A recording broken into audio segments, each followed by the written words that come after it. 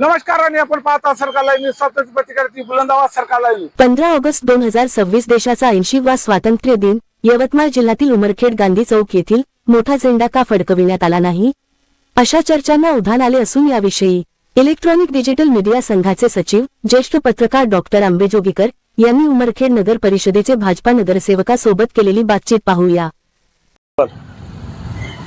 आज 15 ऑगस्ट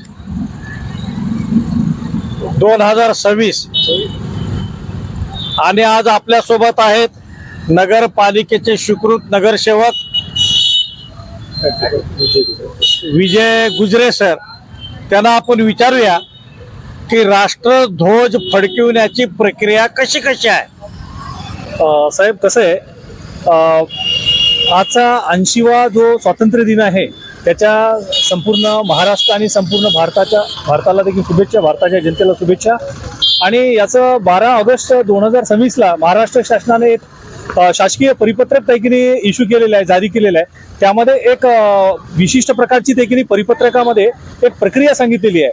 सुरुवातीला तुम्हाला वंदे मातरम घ्यायचं आहे, त्यानंतर लगेच तैकीने आपल्या तिरंग्याला तैकीने वंदन करायचं आहे आणि झेंडा फडकून त्यानंतर राष्ट्रगीत घ्यायचं आहे आणि त्यानंतर तैकीने आपल्या महाराष्ट्र राज्याचं तैकीने राज्यगीत घ्यायचं आहे. ही त्याची एक प्रक्रिया आहे.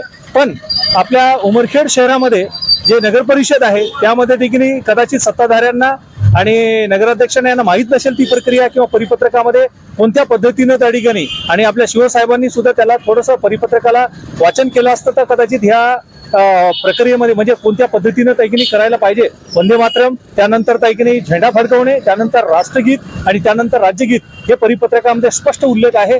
आणि ह्याचं देखील उल्लंघन कदाचित झालं आपल्या नगर परिषद उमरखेडमध्ये असं तैकीने वाटतंय.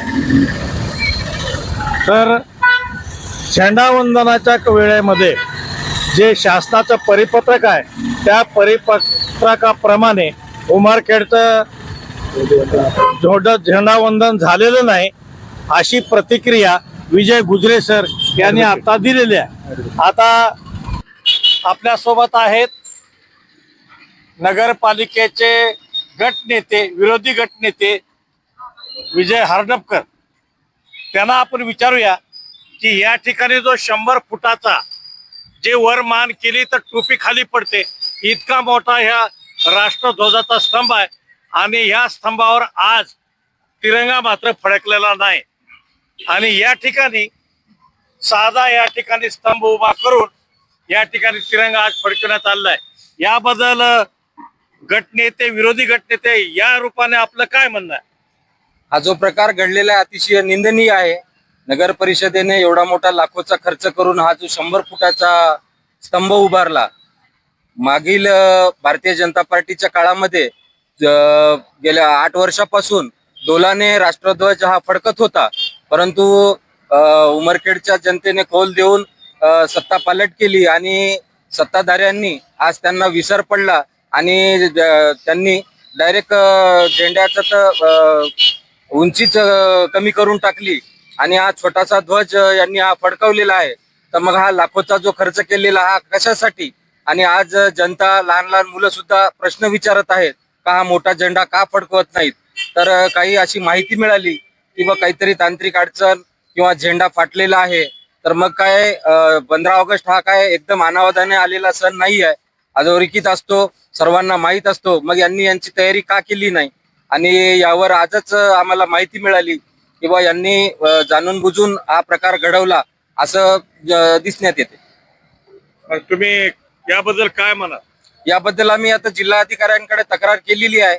यावर सदर जेवढे काही आहेत अधिकारी असतील किंवा सत्ताधारी असतील यांच्यावर कारवाई करण्याच्या हेतूने आम्ही तक्रार देणारच आहोत आणि जर नाही झालं त्याच्यावर आंदोलन करण्यात येणार. तर या ठिकाणी जो 100 फुटाचा राष्ट्रध्वजाचा स्तंभ उभा आहे त्यावर आज तिरंगा फडकलेला नाही. त्यामुळे गटनेता या नात्याने विजय हरडपकर यांनी तीव्र आपली प्रतिक्रिया आज दिलेली आहे. त्याचबरोबर राष्ट्रध्वज कसा फडकला पाहिजे याबद्दल सुद्धा ॲडव्होकेट विजय गुजरे सर यांनी सुद्धा आपलं मत या ठिकाणी मांडलेलं आहे. खरंच या दिवशी अशा चुका होणं हे आपल्याला टाळता आलं असतं, परंतु निश्चितच सत्ताधारी असतील किंवा प्रशासनातील अधिकारी असतील यांनी या ठिकाणी एक अक्षम्य अशी चूक केली असं यावरून वाटतं. पुन्हा भेटूया आपण नव्या विषयासह. तोपर्यंत नमस्कार. सरकार लाइव न्यूज, स्वतंत्र पत्रकारिता की बुलंद आवाज.